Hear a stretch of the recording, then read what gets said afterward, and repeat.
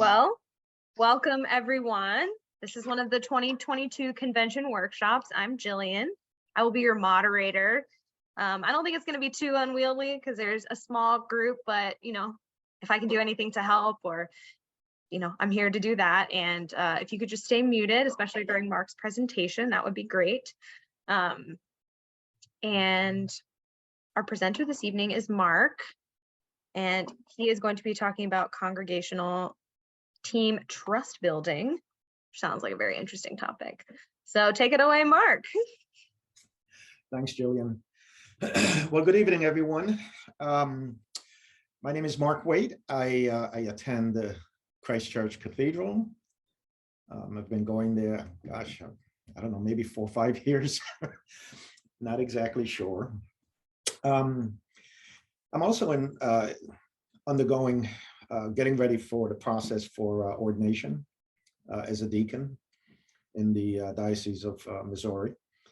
And last year, I was a graduate from Eden Theological Seminary. So the information that I'm going to be sharing today was sort of part of my thesis that I had developed while I was there. It's it's a very important conversation. I would say one of the most important conversations that we have going right now. And it has to do with trust and how we approach trust, how we live our life from that perspective, because it governs everything pretty much that we do. Let me see if I can bring, okay, hang on a second.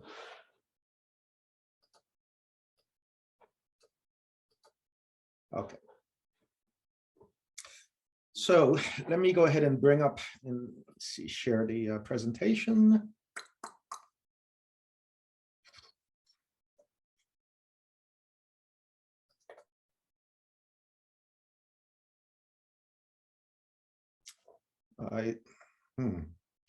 Is everyone seeing that? Is everyone seeing that? Oops, I thought I had it just now. Yep, we can see it, Mark. Okay, excellent. Okay. The module that I'm going to go through with you, this program of Trust, Resilience, Care, it has really 8 different modules associated with it. We're going to be talking about just one of them, having to do with trust who, and it deals with our faith and with others.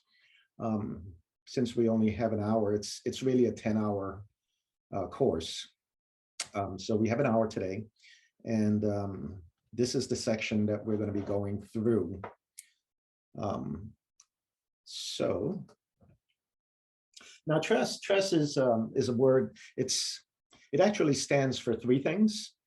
One is that it's Spanish for 3. Secondly, I chose that acronym TRUST because, well, with its meaning being 3, I associate it as well with the Trinity and my faith. And then thirdly, it's an acronym for the program. So trust, relate, evolve, and serve. And so what the program does is that it sort of presents these different questions. Okay, starting with trust, because I feel that that's part of the foundation for relationships and everything else. And it examines trust through the lens of our faith. How do we get to that point of trust with our faith? And we're going to be talking about that tonight. Trust with ourselves and trust with others. When you think about relationships, if you were to go on a date, let's say, it starts with trust. So you're trying to figure out, okay, so this person, can I really trust them? Do they, do I want to spend more time with them? And assuming that the answer to that is yes, Then you move on to relate, where you start to build sort of a relationship with this individual, and you spend a lot more time kind of getting to know each other. And, you know, um, from there, you might start doing things in order to grow together, to evolve. Um, and from there, entering into a really committed relationship, one that sort of brings out this sort of servant in you towards the other person. And one of the things that I sort of observe is that this trust thing is sort of going on constantly. It's happening right now in this conversation. Um, you know, you all may be thinking, oh, can I trust this information that you're getting, right? And if you do, then perhaps you'll move into relate, where you start engaging and asking questions and things of that nature. And then from there, beginning to learn something. And then at the end of it, you might say, oh, here's something that I can take and go and do something with. Okay. So it happens constantly in our lives, every single day, all the time. And it's something that also happens as part of a macro aspect of our lives. So as an infant, for example, as a baby, one of the first things that they learn is how to trust, right? So for example, and the way that they try to get to that point of trust is, well, crying for the most part. They may want to be fed, they may want to be held, they may want to be changed. And assuming that the caregiver responds to that cry, they start to build that trust. And when they start to build that trust, then they move into this relate phase where they start to interact with their caregiver, the smiles and, the baby language and things like that. And from there, they start to learn new things, and we spend a great deal of our time doing so. And something happens as we get more older and more mature, and we're coming towards the end of our time. We start to think more in terms of serving. Is often what happens. That becomes more important to us. Maybe we do more volunteer work or something like that. Okay, so this is a system that is happening constantly. When I read the New Testament, I see the ministry of Jesus. I see that ministry as also going through this. I saw it, for example, as he called the disciples when he was at the wedding at Canaan, and he converted water into wine. Mary said to the attendant, just do whatever he tells you, just trust him. Okay. And that was sort of at the beginning of his ministry. And he would, he called Peter and the rest of them, and they would just drop everything and follow him, because there was this element of trust that they started with. And from there, he started building this relationship with them, and focused on that 12 in order to build that relationship with. And then he started to teach them, right? There were times when he would say to them, hey, I'm sharing this just with you, but it's not for everyone to know, but I want you to know.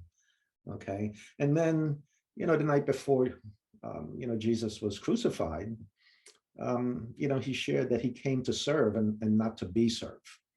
Okay. So I saw trust as sort of unfolding, throughout the ministry of Jesus as well. By the way, because we have a small group, if you have any questions, feel free to just jump right in. That'll be fine. Okay.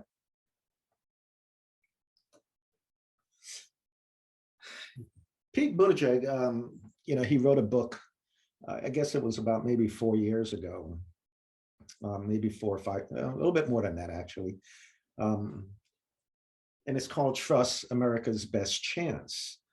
And one of the things that really stuck out for me was when he said that trust is often unseen, is indispensable for a healthy, functioning society. And that is so true. You know, it's, as trust begins to deteriorate, that's sort of the beginning of the end of a society. Okay.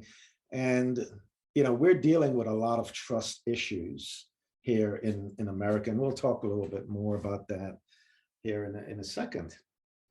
But in order for a healthy society, to survive, to exist, there has to be a high degree of trust. We've always had a high degree of trust, for example, in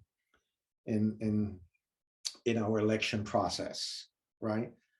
Except for the past handful of years, where questions were brought up, in regards to whether we can really trust that or not. And it's created a lot of havoc. But I think that, the society as a whole recognize the importance of that and having that trust in that process, because it's so core to who we say we are as a nation. There was a survey that was done back in, it was back in the 60s. It was maybe 64. And back then, when that survey was done, somewhere around 74% of people said they had trust in the society. Okay. A similar survey was done in 2018, in December of 2018, and that was just prior to the pandemic. Okay, and the numbers were flipped.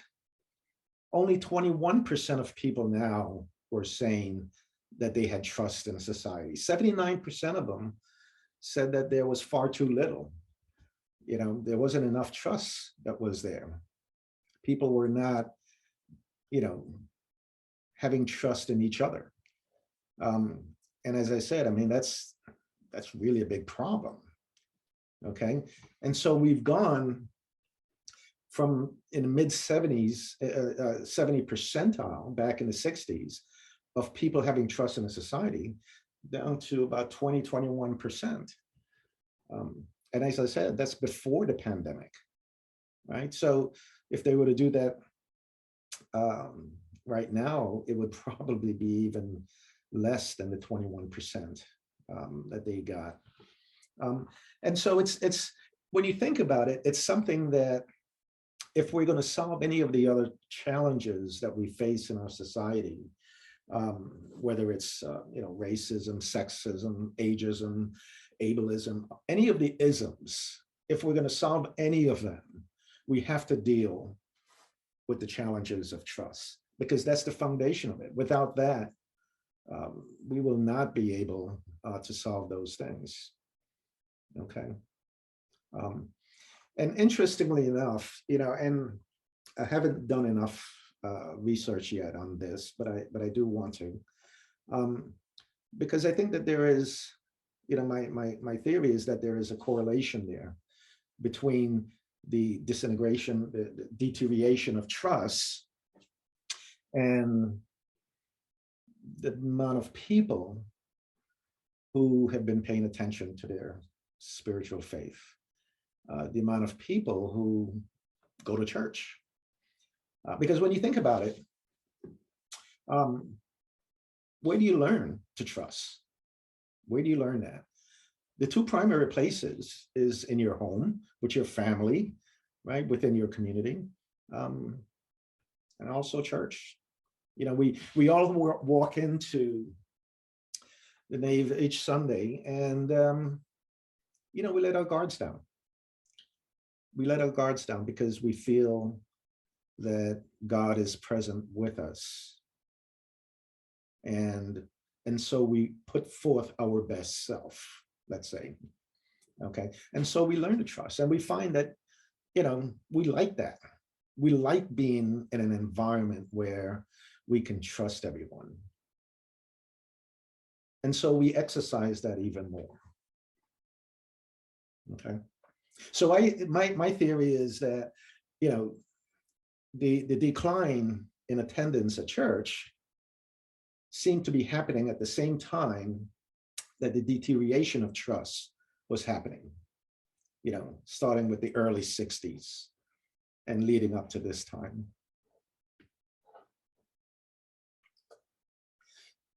So what are some of the reasons then, that we have this deterioration in trust? Well, the three reasons, you probably have already figured out. One of the top ones is this polarization that's going on with our government and so on.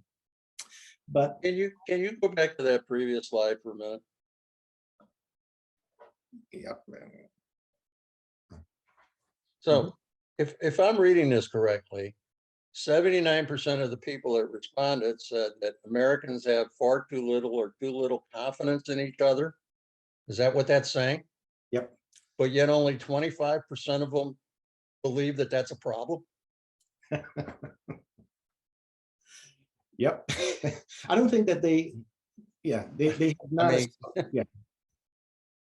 That's a really excellent point, right? Because, at what point do we realize that we've got to do something about this? I don't think that people have been really putting things together. As I said before, I believe that without us rebuilding trust within our society, it's going to be very difficult for us to be able to solve a lot of the social issues that we have, within our society. I think that perhaps maybe they feel also that they don't know how to solve it.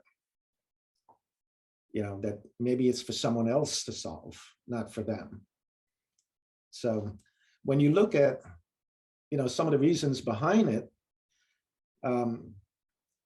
people being isolated, for example, contributes to the deterioration of trust. Okay. And when you think about what we have just gone through over the past couple of years with the pandemic, as I said, that's something that just simply contributes. It contributes to the problem. It makes the problem worse. Okay. And we see that happening as well, in the world. But I believe that, it's something that as a society, we're going to address.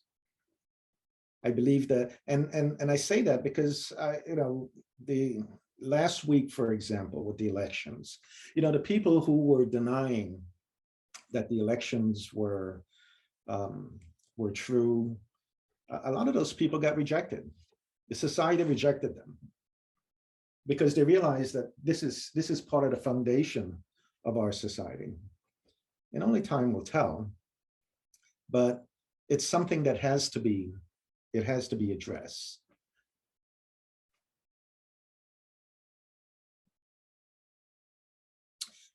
When I think about trust, there are like three levels that sort of comes to me. The first one is really associated with physical safety, right? And then the other one deals more with something internal, more the way that I'm feeling, so emotional safety. And then ultimately, the things that I believe, so my spiritual safety. With the physical safety, things like, my environment, the things that I own, people, there are rules that we have in our society in order to enforce trust, to force trust to happen there. We leave our homes and drive to the supermarket because we believe that we're going to get there safely. And, we're going to go and buy whatever and get back in our vehicle and go home and arrive back safely because there are rules that governs it. We approach a light and we believe that if it's green for us, it's okay for us to go through it. And if it's red for someone else, they're going to stop because there are rules around that. And most of us, follow those rules. From an emotional safety standpoint, though, we're talking about, our feelings, maybe our aspirations, our vulnerability. these are things that we don't just put out there. We don't just, reveal them, because we hold them closely for the most part. Okay. And so these are aspects of ourselves that we don't just trust with everyone. When it comes to our spiritual safety and what we believe, the legacy that we want to leave behind, our soul, well, that's definitely not something that we just turn over to anyone, right? That's something that we keep very, very close, and for many of us, we protect it with our life. And so, each of these have different drivers associated with it. But as you can see, when it comes to spiritual safety, there are no rules, right? There are no rules that they can establish to protect and ensure that there is trust there. There is no rules per se that you can lay out in order to protect, your vulnerability and aspirations and feelings and so forth. Those don't necessarily work. So, but when it comes to our physical safety and things like that, then yes, we can put rules there. It doesn't mean that someone won't come along and try to steal something or hurt you or those kinds of things, but it does say that there are consequences if that was to happen.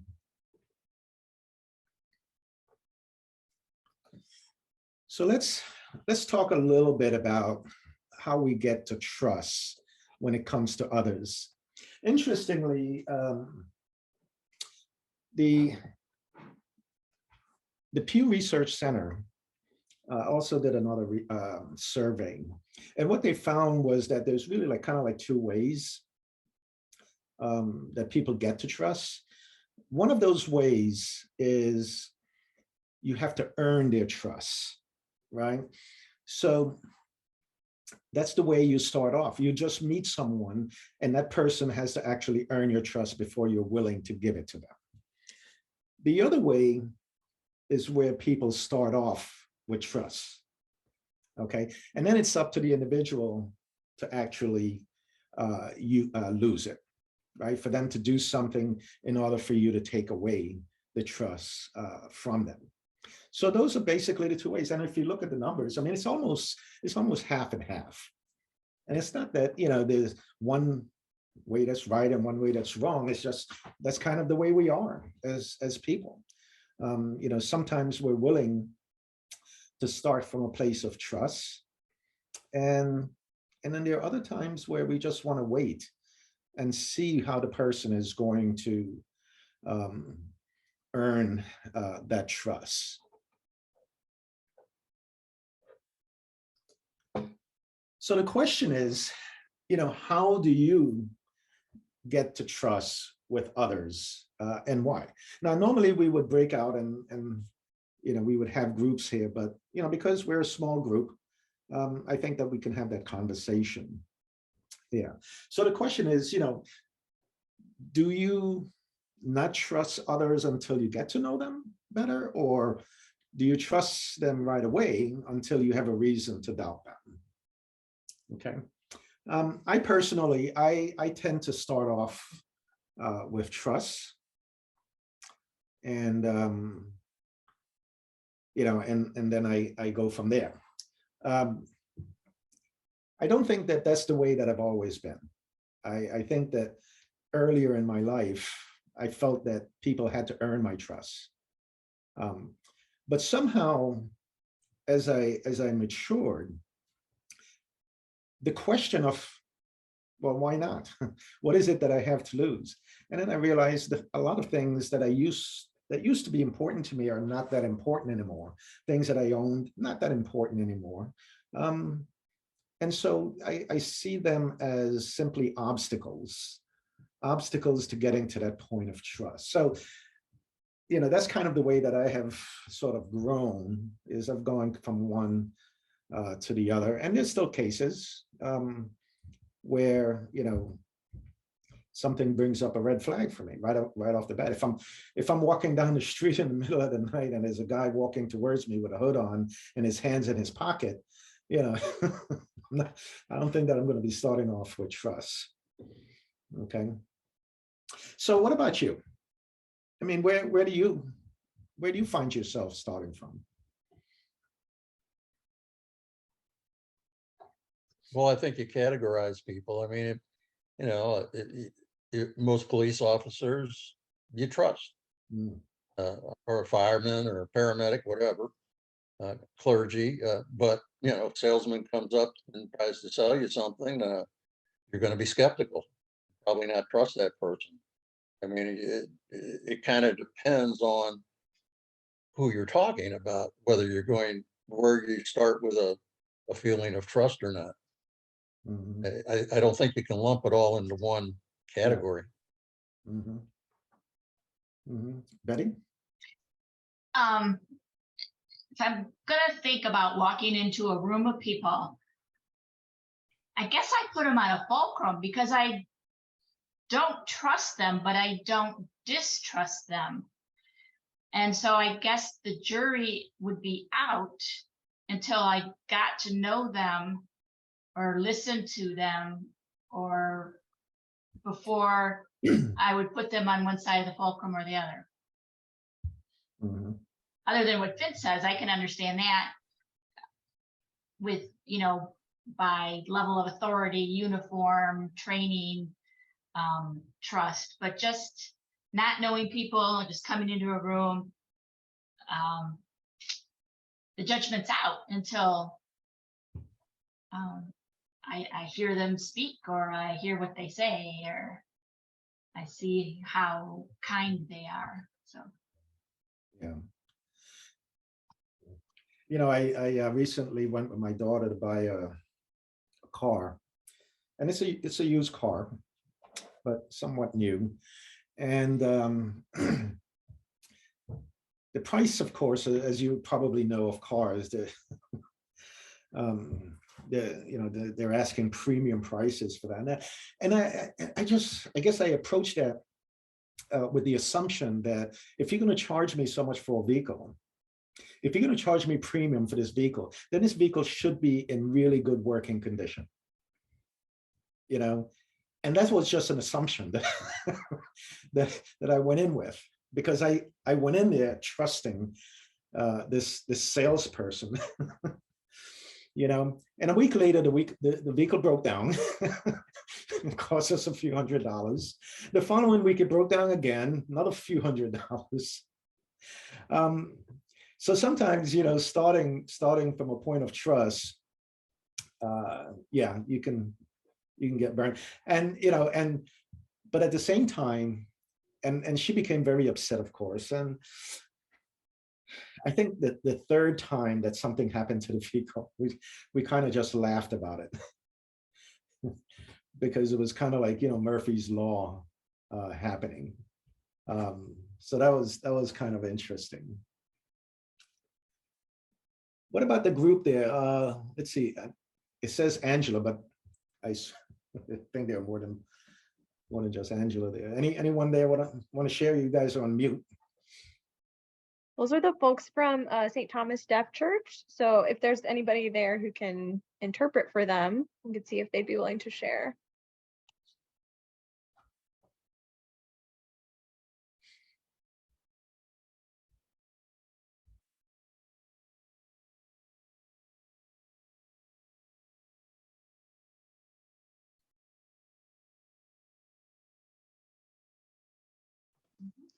Hi, this is Angela from St. Thomas Deaf Church. I'm the interpreter.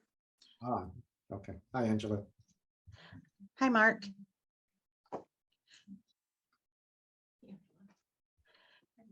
Mark, you actually know me because I go to Eden. Yeah. I don't know if you remember.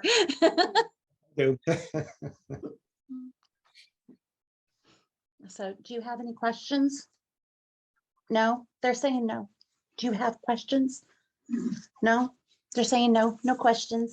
Yeah, but This is Emily. Bill and Rob said They don't trust people from the start. They wait and are skeptical until they learn a little bit more from that person. Mhm. And Emily said she didn't trust priest.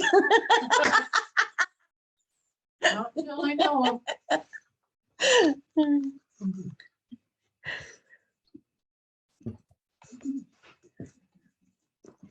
Yeah, I think when you're talking about categories of people, it probably has a lot to do with the experiences that you've had. Yeah. You have a bad experience with a salesperson, then you're probably not going to trust any salespeople. You have a bad experience with a clergy member, you're probably going to be less trustworthy of other ones until you get to know them. Mhm. So a lot of it, I would think, would depend on your own personal experiences, Mhm. you know, and the longer you live, the more experiences you have and situations that you might react to differently. So Vince, are you saying the older we get, the less trustworthy we become? Unfortunately, I think that's probably true. Mhm. You know, I really, it's an unfortunate thing because you just, maybe you've been hurt a few more times than, Yeah, a 30-year-old. yeah, yeah. And so you get a lot more skeptical in your dealings with other people. Mhm. I hate that it's that way, but Mhm. Yeah, that's true. Okay. Well, let's talk about faith and the role of trust in our faith. Uh, did Angela, did somebody have? I saw him signing. Can we really have trust, without faith, right? It's an interesting question. Go ahead, Angela. You going to say something? Yes, Bill Sheldon wanted to say that he said faith comes first before anything else. Mhm. Yeah, I would agree with that. It's um, it's kind of a chicken and egg thing, kind of. I'm not sure which one really comes first. Bishop Curry says that they're basically the same thing, right? And he said something very similar to what Pete Buttigieg said, which is, without trust, the society falls apart, right? Without trust, the world as we know it stops turning. Every economy, local, national, and global, depends on faith. So this trust and faith, I mean, they sort of reside in kind of the same space, and you really can't have one without the other.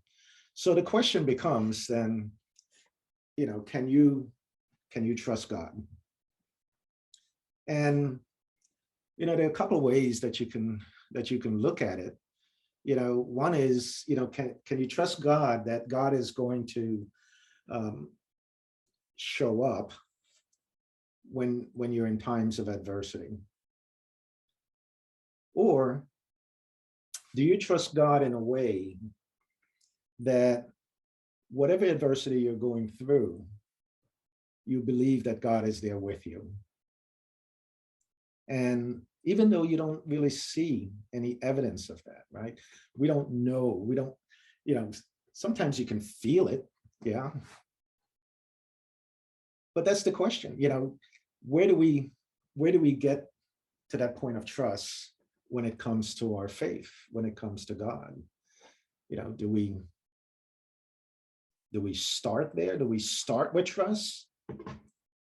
Or somewhere along the lines that God have to earn your trust?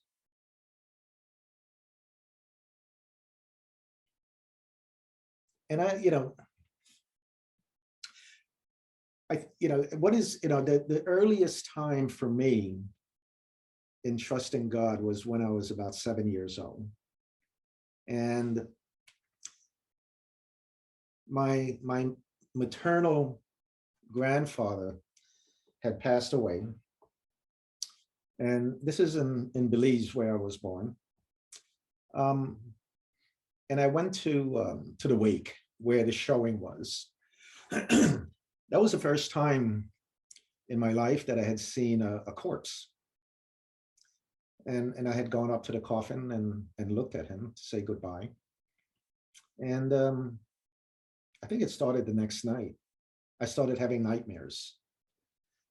And I don't know how long I had the nightmares for, but I was having them pretty much every night. And it was a nightmare of my grandfather. He's in the coffin. He's on this sort of main street kind of road, right? In the middle of town, in the middle of the city. And I would be approaching it. And then he would get out the coffin and start walking towards me.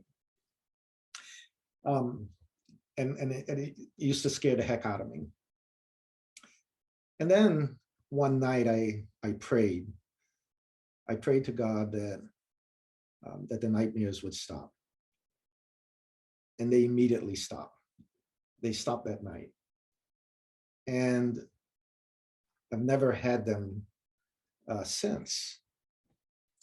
And I also, from that moment on, I never go to bed without praying. There are times in my teenage years where I came home and I was tired and I fell asleep only to wake up and say my prayers and go back to sleep.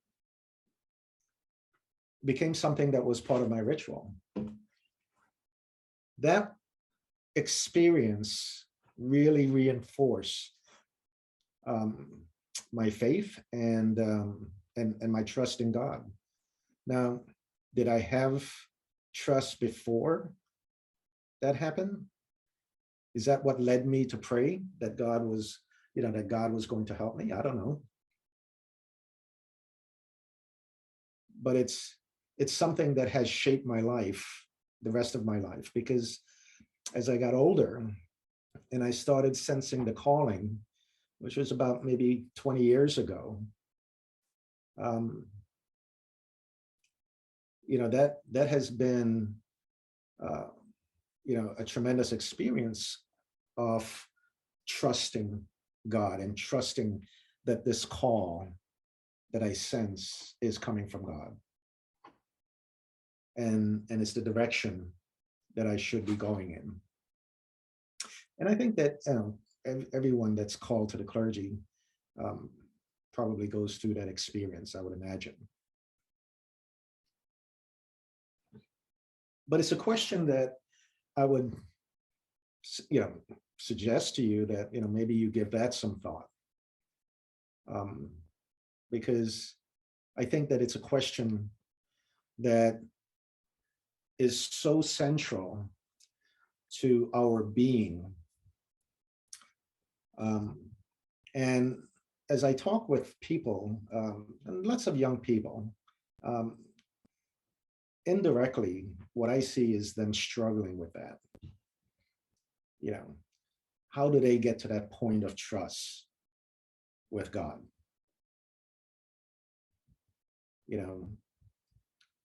To what degree is it that as the church, we have this responsibility to help people with that journey, to help them answer that question? Is it that we start off by asking them to trust us instead of trusting God? And they have a difficult time trusting us for a lot of those reasons have been said. Maybe, they've had a bad experience with the church. And that has shaped how they feel about being part of a church community. Or they hear stories. We've all heard those stories. And they're asking why should they give themselves to a faith, whatever the tradition might be?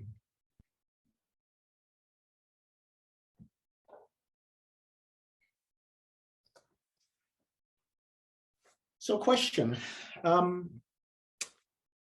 what are 3 words that guides you in your faith? what are 3 words that comes to mind for you as you think about your faith? What are the 3 words that you sort of lead with? Noreen, we haven't heard from you. Oh, you're on mute. Well, that's a big question. So I was sort of getting it.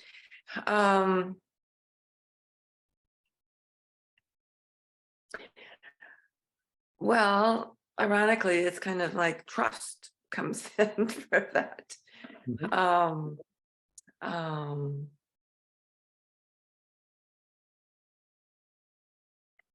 That's the only word I can think of right now. Mhm. Anyone else? The 3 that comes to mind for me is love, forgiveness, and justice. Those are the 3 that comes to mind for me when I think about my faith. I think that and trust is sort of woven into all of that, right? And having trust, deep trust, I think you got to have forgiveness. you just got to have forgiveness, because so many things are going to happen, so many, and that tends to become part of your life experiences. But if we don't let go of those things, the majority of them, if we don't let go of them, then they begin to shape who we are, and that's what we present to the world, right? So what I find is that this attachment to things, it's one that becomes an obstacle to our ability to be trusting. And again, when I go back to the New Testament, as I think about how Jesus called his disciples, and I can't really say that it was an environment that was a trusting environment, right? Because there's a lot of examples that will be contrary to that. And Jesus spoke about many of them through parables, right? Whether you're talking the Good Samaritan, whether you're talking the prodigal son, whether you're talking the thief coming in the night, there are a lot of examples that sort of challenge that. But if you have an electronic Bible, if you do a word search on trust, you'll see that it comes up quite a bit. Quite a bit. And I think the last time that I did it, it was well over 150 times that it came up in both the Old and New Testament. So it's something that's really central, right? It's central to our being. It's central to our faith. And there is, there is no one without the other. They're both there. Betty, did you have a question? No, I just wanted to, when you talk about the 3 words, belief is a big one of mine. And it when I think about it, it tags into trust. If I believe in somebody or something, then I'm more likely to trust them. And acceptance is another one, because I always think of thy will, not mine. So I have 2 words. I like the words though that you've said, Mark. Those are good too. Mm-hmm.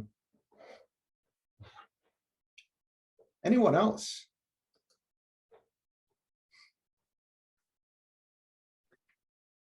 Mm-hmm.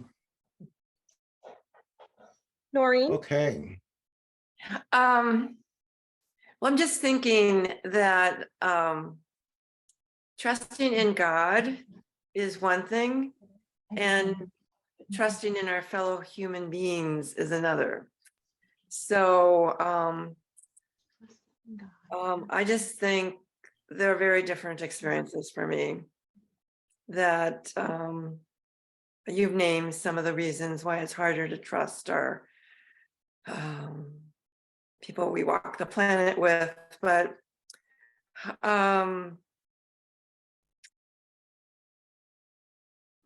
for me, always in my life, no matter what has been going on, there's always been this sense that God is there.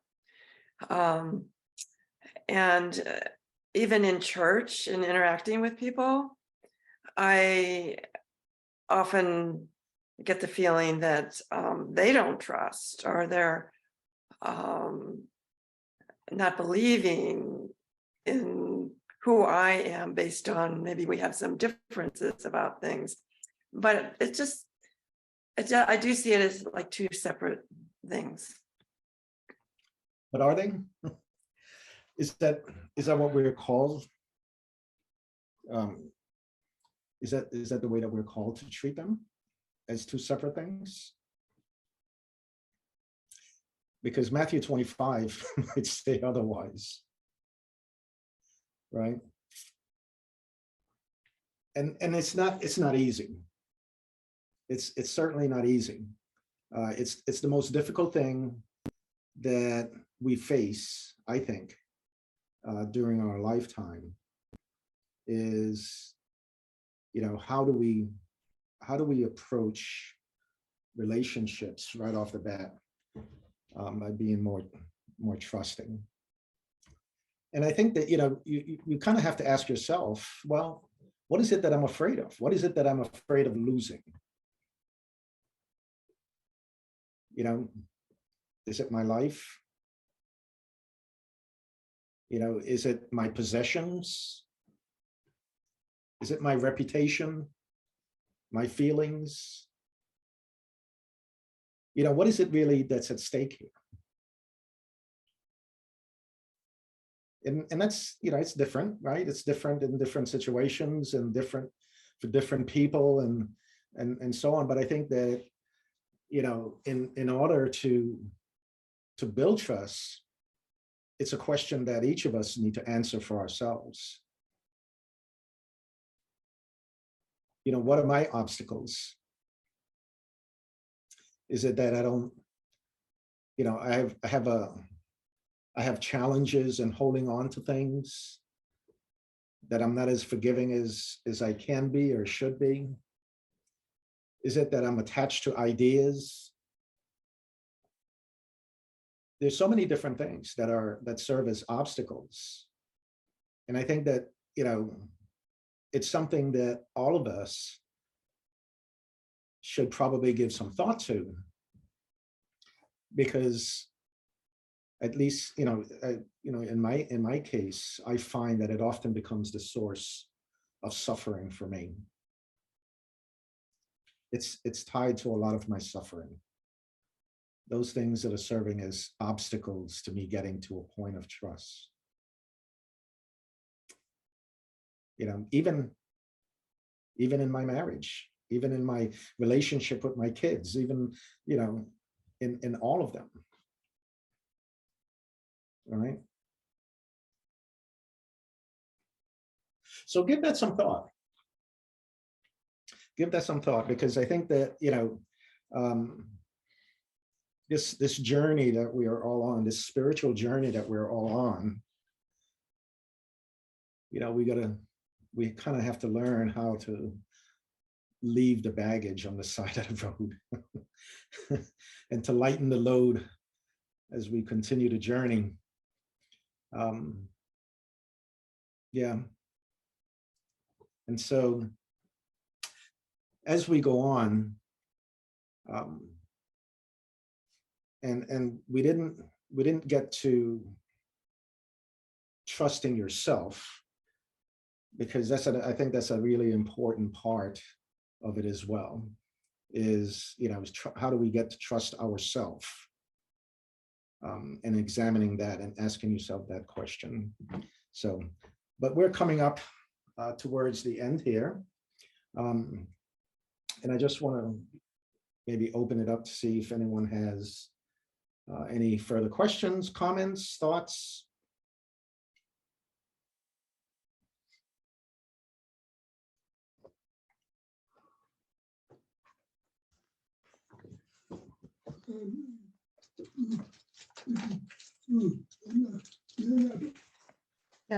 Bill Sheldon's saying, can you trust people who are not reliable? You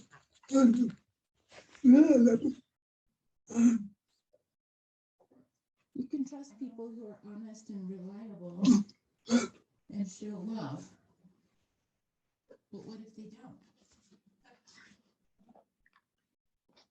Sorry, Angela, can you repeat it? I didn't hear everything. Yeah, that was, this is Emily. Bill Sheldon said, well, can you trust people who aren't reliable? Hey, Emily, Yeah. can you, while you're speaking, unfortunately, while the computer is turned, we can't hear you. If you're able to just talk into the computer. I am sitting like really close to it right here on the side, but okay. Yes. You can read my lips. Hold on, I'm gonna change the view so we can see us too. Side by side gallery, here we go. So Bill Sheldon is waving right there, waving. There we go. And he said, what if people aren't reliable? Can you trust them? Can you hear me? Yeah, we can Can hear you trust them? Yeah, and I guess And so if they're reliable, if they're honest, and if they show love. Mhm.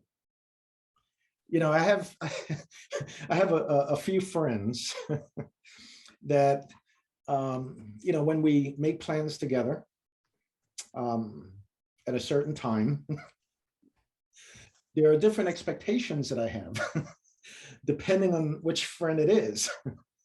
You know, there's some friends that if they say 2 o'clock, they really mean 2-ish.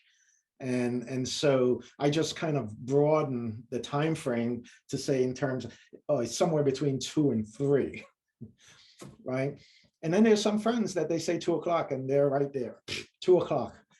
And so it's, you know, it kind of comes back to you, right? And your expectations, right? You know, it's not, you know, depending on what your expectations are, that's going to determine how you're going to react to what you would consider to be unreliable. What happens if it's something bigger than being on time for an event? Yeah.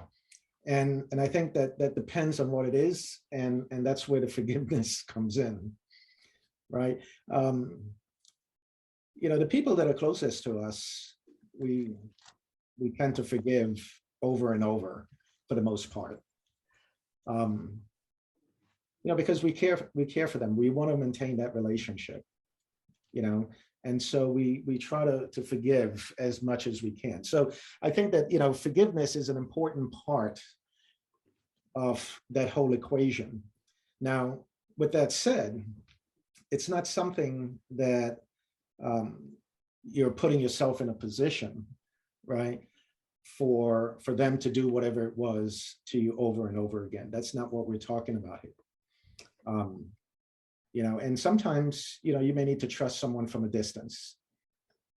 You know, I do prison ministry, and the program that I'm a part of, which is called Kairos, we interact with you know, people who are incarcerated in maximum security prisons. And, you know, that I remember the first time that I went in there, I really had to work on my trust. I really needed to work on feeling comfortable sitting, you know, within, you know, 2 feet, 3 feet of someone in an open area, that if they wanted to harm me, they could easily harm me. You know, and I've never in the 15 years, I've never, you know, had any kind of experience to say why I shouldn't trust in going into those situations. But I think that, you know, the forgiveness and the role that those individuals play in your life in the future has a lot to do with it. You know, whether you're loving them from a distance, or you allow them to come into your circle of trust. So, think we have time for a few more questions or comments, and then we'll start to wrap things up. Mhm.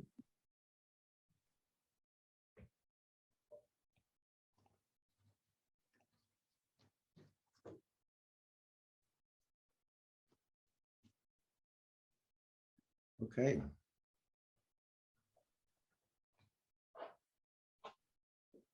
I think that brings us then to the end. Yeah, we're not going to finish the rest of it is actually a video, and so we're not going to do that tonight. But thank you everyone for showing up.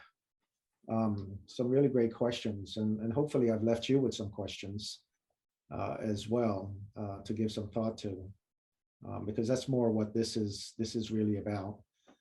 It's not intended to be anything that's prescriptive, that's telling you what to go and do, but more or less, equipping you with some questions, and for you to give some thought to those questions, and hopefully you'll be able to use it in order to keep fueling your journey. So, thank you.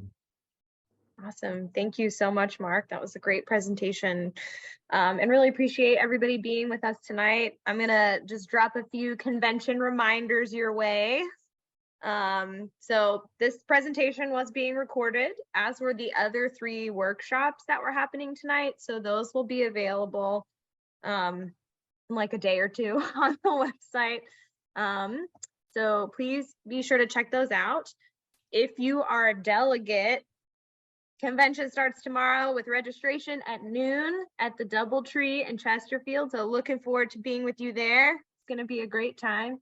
If you're not a delegate, you're able to join us online for a couple of things. Tomorrow night, our speaker will be live streamed starting at 6 p.m. And then on Saturday morning, the convention Eucharist will be live streamed at 9 a.m. And that can be found on our diocesan Facebook page. And then if you have any other questions about convention, I'm going to pop the link in the chat where you can go. I didn't even link. What is that? Ugh. It's late. Not usually working this late. So diocesmo.org/2022-convention. It's also there. You could copy and paste it. But thank you all for being here tonight. Thanks again to Mark. Thanks, Mark.